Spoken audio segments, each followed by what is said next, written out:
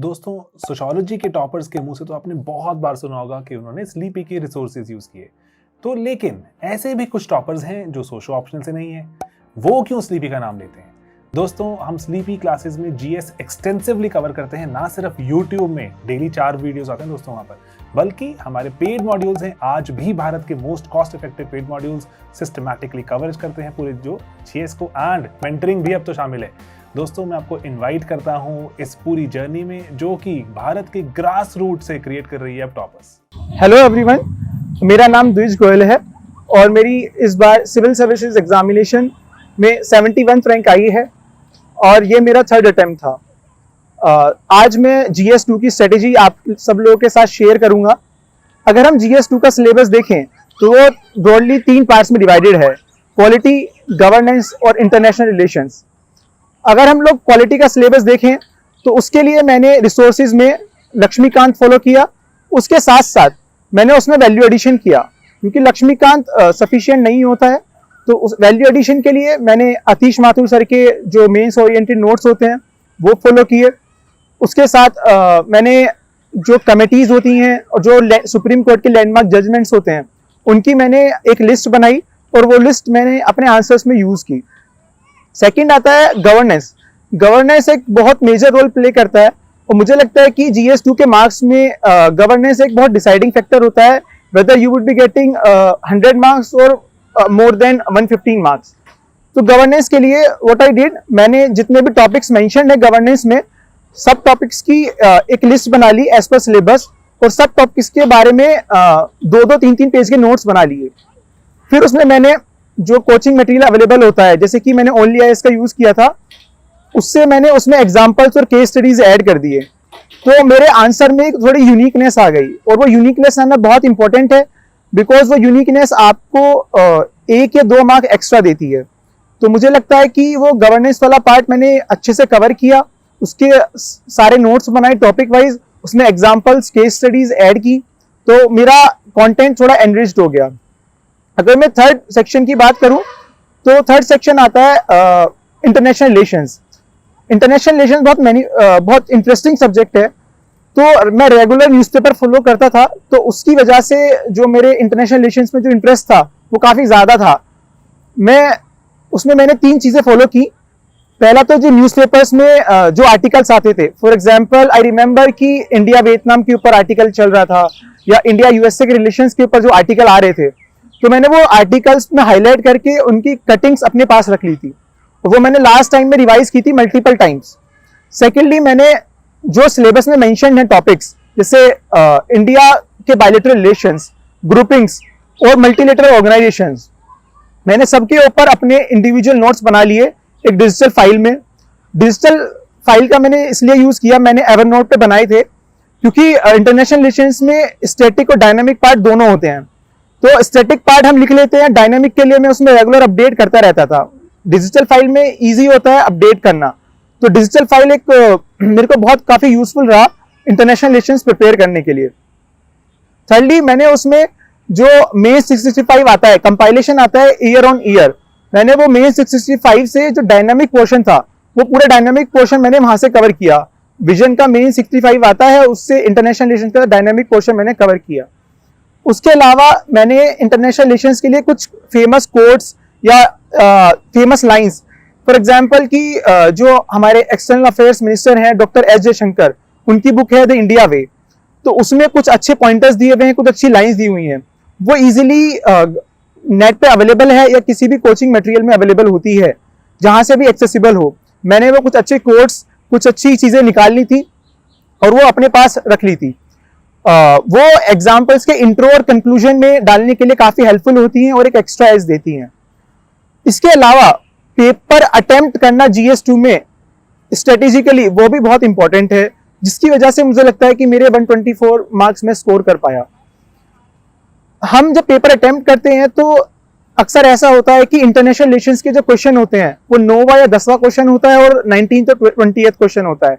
तो वो लास्ट में अटेम्प्ट कर रहे होते हैं और वो रश कर रहे होते हैं क्वेश्चन को अटेम्प्ट करने में, उसकी वजह से वो क्वेश्चंस छूट जाते हैं या उतने अच्छे से नहीं लिख पाते। मैंने क्या किया, मैंने उन क्वेश्चंस को थोड़ा पहले अटेम्प्ट किया, एकदम लास्ट में अटेम्प्ट नहीं किया। और पॉलिटी के 2 क्वेश्चन जो थे वो लास्ट में अटेम्प्ट किए। तो मुझे लगता है कि इंटरनेशनल रिलेशंस में अगर आप एक अच्छा आंसर लिखते हो तो वहां स्कोर बहुत अच्छा होता है, एक रिलेटिव एडवांटेज होता है आपके पास। तो पेपर अटेम्प्ट करने के टाइम पर भी उसको ध्यान में रखना चाहिए कि हमें किस क्वेश्चन का सीक्वेंस क्या रखना है। फॉर एग्जाम्पल जो मेरा था, मैं 1 से लेके 5 तक पहले अटेम्प्ट करता था, उसके बाद 11 से लेके 20 तक करता था और 6 से लेके 10 तक सबसे लास्ट में करता था। लेकिन 9 और 10 क्वेश्चन IR का होता है, तो मैंने 6, 7 के बाद 9, 10 किया और 8 क्वेश्चन बाद में किया, या 6 के बाद 9, 10 करो और 8, 9 बाद में करो। या ऐसा भी हो सकता है कि कोई क्वेश्चन है 1 to 10 में जो आपको नहीं आता है या आपको रिलेटिवली कम आता है, तो उसमें तो आपके मार्क्स वैसे भी ज्यादा नहीं आने हैं और टाइम आप उसमें बहुत ज्यादा खर्च करोगे तो बाकी क्वेश्चंस के लिए टाइम कम पड़ जाता है, बिकॉज टाइम का क्रंच होता है। तो उस केस में आप जो पहले आता है, IR आपको अच्छे से आता है, तो आप पहले वो अटेम्प्ट कर लो और 1 के 2 क्वेश्चन जो आपको नहीं आते हैं वो एकदम लास्ट में अटेम्प्ट करो। तो उसमें आप अगर एक अच्छा आंसर नहीं लिख पा रहे हो, एक एवरेज आंसर लिख भी पा रहे हो, तो आपका ओवरऑल स्कोर ज्यादा सफर नहीं करेगा। तो ये थी मेरी ओवरऑल GS2 की स्ट्रेटेजी। तो मैं बात करूंगा अब GS2 में मैंने आंसर राइटिंग कैसे की। मैंने GS2 की आंसर राइटिंग के लिए सबसे पहले कुछ कोचिंग मटेरियल उठा लिया मार्केट से, टेस्ट सीरीज उठा ली थी उनकी जो प्रीवियस ईयर में आ चुकी है। फॉर एग्जाम्पल मैंने फोरम और विजन के जो पास्ट ईयर पेपर्स थे मार्केट में अवेलेबल थे, मैंने वो उठा लिए और वो मैंने अपने घर पे खुद से बैठ के लिख के उनको स्क्रिबल किया। उससे मेरा कंटेंट डेवलप हो गया और मेरे को कंटेंट डिलीवर करना भी आ गया, क्योंकि हर क्वेश्चन पेपर के साथ वो सॉल्यूशन भी प्रोवाइड करते हैं, तो सॉल्यूशन से कंटेंट डेवलप हो जाता है और आप स्क्रिबल करते हो, उससे आपकी कंटेंट डिलीवरी इंप्रूव हो जाती है। प्लस जो मैंने अपना वैल्यू एडिशन प्रिपेयर किया था फ्रॉम अतीश माथुर बुक और लैंडमार्क जजमेंट्स और कमिटीज से, मैंने वो कंटेंट भी यूज करना सीख लिया उन पेपर्स के थ्रू। इसके बाद मैंने फाइनली एक टेस्ट सीरीज ज्वाइन की। मैं एड सारथी प्लेटफॉर्म से जुड़ा हुआ था, तो मैंने एड सारथी प्लेटफॉर्म में अपनी मेंस मेंटरशिप प्रोग्राम में वहां पर GS2 के टेस्ट लिखे, वहां उससे जो फीडबैक मिला उस पर इंप्रूव किया और फाइनली उसको इम्प्लीमेंट भी किया। उसके अलावा मैंने फोरम के कुछ test paper full length mock वो मार्केट से परचेज किए, उसको खुद से लिखा और इवेल्युएट कराया। इसके साथ साथ मैं एक और अच्छा काम करता था, मैं अपने पेपर्स इवेल्युएशन के बाद अपने दोस्तों को भी भेजता था। मेरा एक दोस्त PSI ऑप्शनल का था, तो उससे मुझे कुछ पॉइंट्स मिल जाते थे कि पॉलिटिकल साइंस में और एक्स्ट्रा क्या लिख सकते हैं और एक्स्ट्रा एज कैसे मिल सकता है।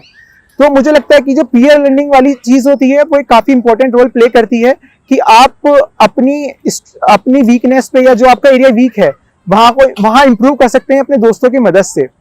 फॉर एग्जाम्पल लास्ट ईयर मेरे GS2 में 100 मार्क्स आए थे, but now I have secured 124।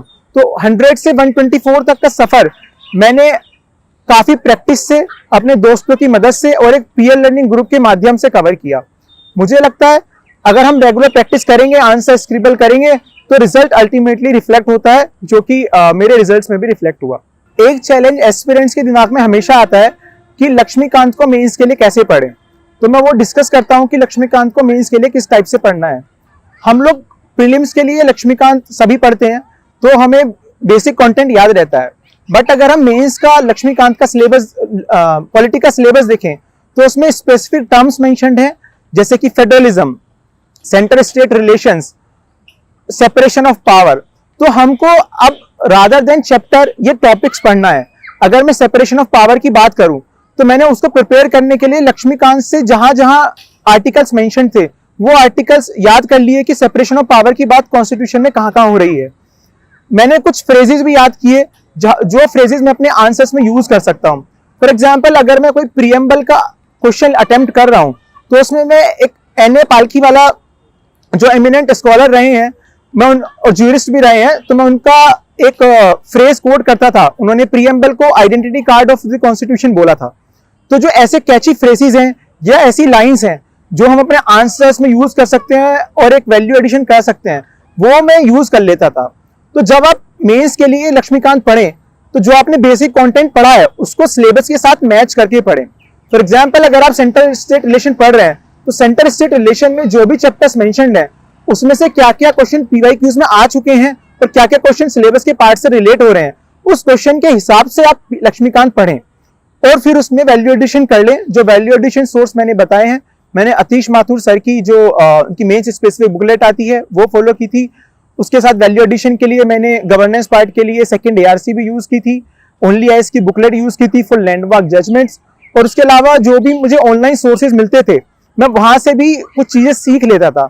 For example मैंने डिप्लोमेटिक डिस्पैच आता है सनसेट टीवी पे, और सनसेट टीवी पे एक पर्सपेक्टिव करके काफी डिबेट्स आती हैं, तो मैं रेगुलर उन्हें वॉच करता था, और उससे जो एक कंटेंट मिलता है या जो स्कॉलरशिप पर्सपेक्टिव वहां से मिलता है वो मैं अपने आंसर्स में इंक्लूड करने की कोशिश करता था।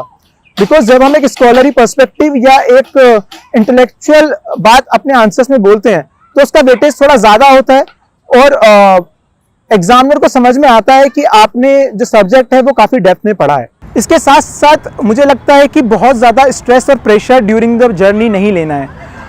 जैसे कि मैं हमेशा बोलता हूँ और अपने दोस्तों को भी कि लाइट लेना है। तो जब आपको लगे कि प्रेशर काफ़ी इंक्रीज़ हो रहा है या चीज़ें अनमैनेजेबल हो रही हैं, कुछ चीज़ें हैं जो आपके कंट्रोल में होती हैं, कुछ चीज़ें आपके कंट्रोल में नहीं होती हैं। तो जो आपके कंट्रोल में है वो आप उनको कंट्रोल करें, जो आपके कंट्रोल में नहीं है आप उसको लाइट ले लें, क्योंकि वो आप कंट्रोल नहीं कर सकते हैं। तो एनीवेज उसके बारे में एंग्जाइटी और स्ट्रेस लेने की बिल्कुल ज़रूरत नहीं है।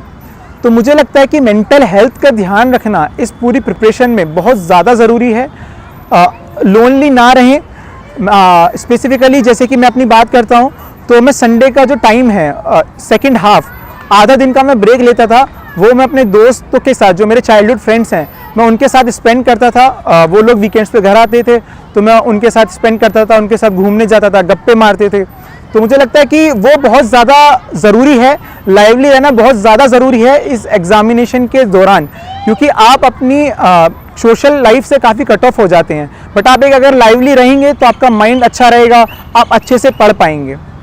So thank you so much. I wish all the best कि जो भी सभी एस्पायरेंट हैं वो अपनी मेंटल हेल्थ का ध्यान रखें और इस एग्जामिनेशन को एक लाइफ का पार्ट मान के ही दें, लाइफ मान के ना दें, और बहुत अच्छे से प्रिपेयर करें और बहुत अच्छे से अटेम्प्ट करें। Thank you DKT, thank you for inviting me here.